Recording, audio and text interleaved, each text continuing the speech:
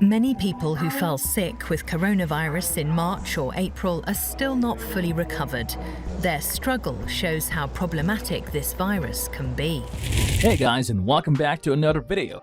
Today we are going to be talking about how the coronavirus has impacted real estate contracts. Now we all know about COVID-19 has impacted almost every business in one way or another. Today we are going to be looking at it on the real estate front. If you do not know what COVID-19 is in the past, we are all waiting for this day. And if for some reason you do not know what the worldwide pandemic that shook the world and made it such that you could not leave your house for 1.5 years and counting, then you need to get help. But just to refresh your memory, this is what COVID-19 is or was. Coronavirus disease COVID-19 is a newly identified coronavirus that causes an infectious illness. The majority of persons infected with the COVID-19 virus will have mild to moderate respiratory symptoms and will recover without needing any particular therapy. People over the age of 65, as well as those with underlying medical conditions such as cardiovascular disease, diabetes, chronic respiratory disease, and cancer, are at a higher risk of developing serious illness. Now, before we dive deep into real estate in specific, let me tell you how generally it has or had changed our lives. The COVID-19 pandemic has resulted in a significant loss of human life throughout the world, and it poses an unprecedented threat to public health, food systems, and the workplace. The pandemic has wreaked havoc on the economy and society, putting tens of millions of people at danger of sliding into severe poverty.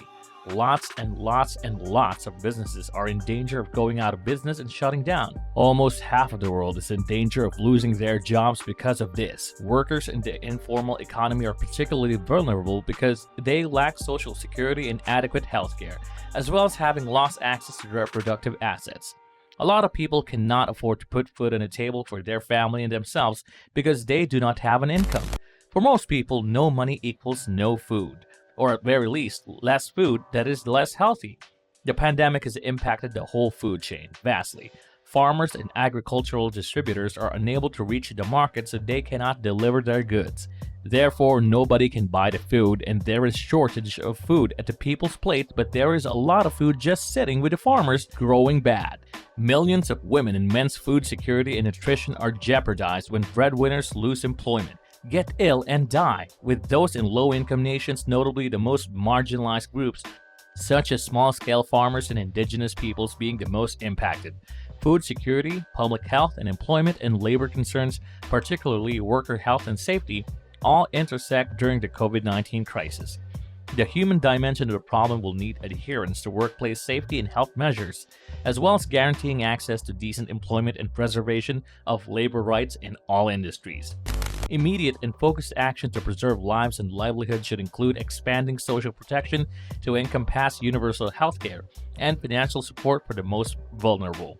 Employees in the informal economy, as well as those in poorly protected and low-paying occupations, such as youth, elderly workers, and migrants, are among them. Women, who are overrepresented in low-wage employment and caregiving responsibilities, must be given special attention. Cash transfers, child allowances, and nutritious school lunches are all important, as all are shelter and food assistance efforts. Support for job retention and recovery and financial relief for companies, especially micro, small, and medium-sized firms.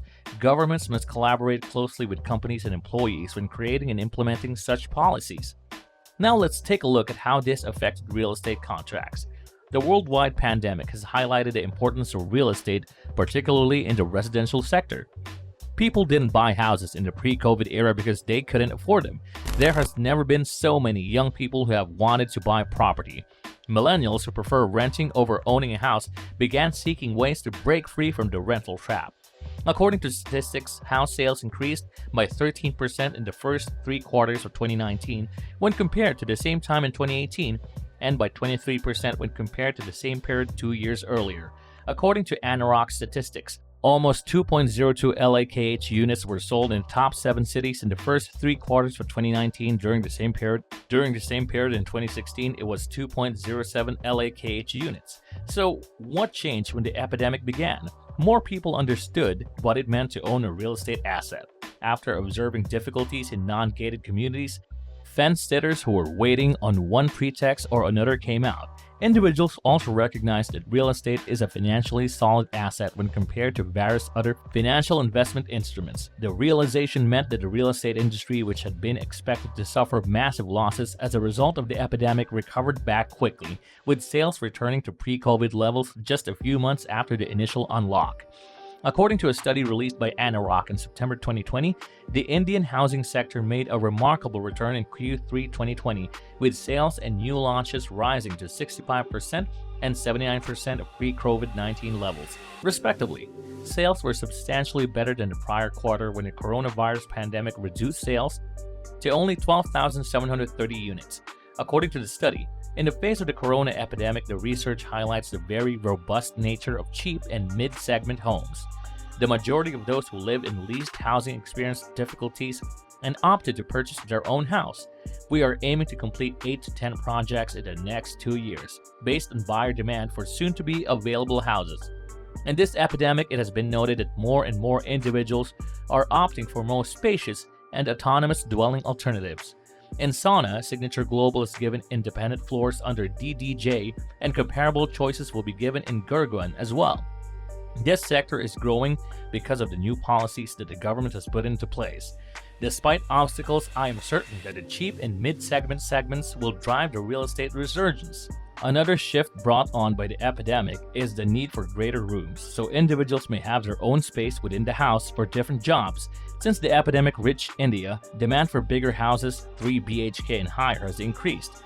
Due to the epidemic, everyone is stranded at home for lengthy periods of time, necessitating a large enough house to accommodate activities such as office work, study space, and amusement. Nowadays, people want to work and enjoy themselves in different ways. As a result of these reasons, consumer demand is shifting, resulting in a surge in desire for bigger houses. According to PropTiger Data Labs, 15,998 units in the 3 BHK category were sold in the first quarter of 2020, rising to 17,200 units in the first quarter of 2021, showing that sales in this sector are increasing.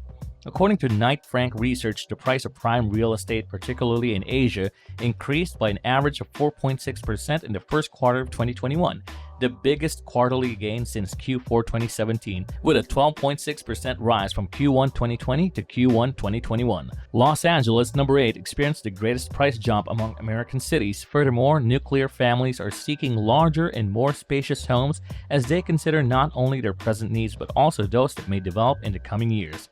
Due to price restrictions, even those in the fence have begun to buy and seek larger homes than previously thought.